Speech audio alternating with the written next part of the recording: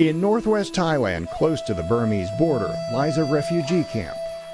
It harbors an unusual tribe.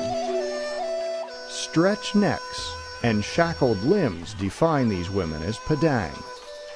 For centuries, the Padang women have carried the tribe's mark, the collar known as Wang. Each of them began the painful process as a girl when her bones were small and flexible.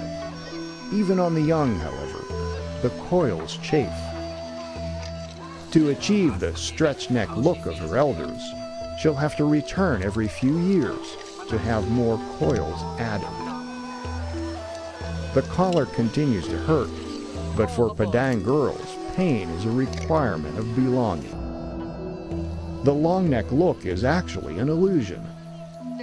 When you wear the rings, it is not your neck that gets longer.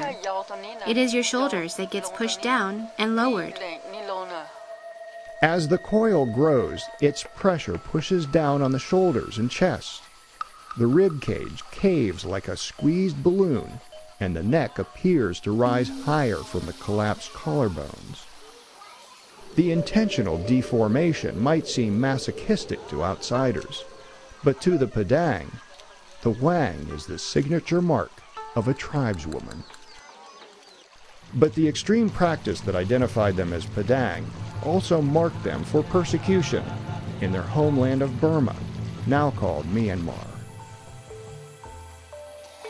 In 1962, the military seized control of the country, promising modernization. The new leaders cracked down on tribes deemed primitive, and tribal customs, including the Wang, were outlawed.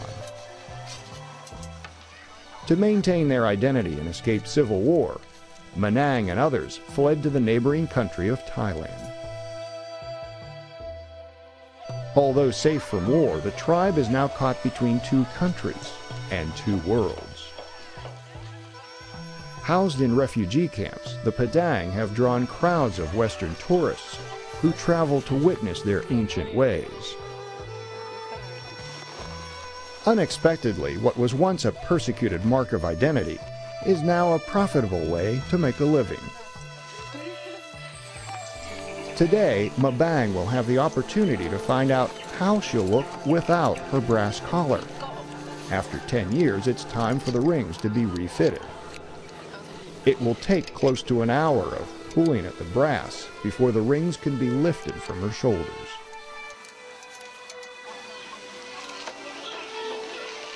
Mabang is astonished at how light she feels. She only speaks the Burmese dialect, so Maja helps her express her feelings.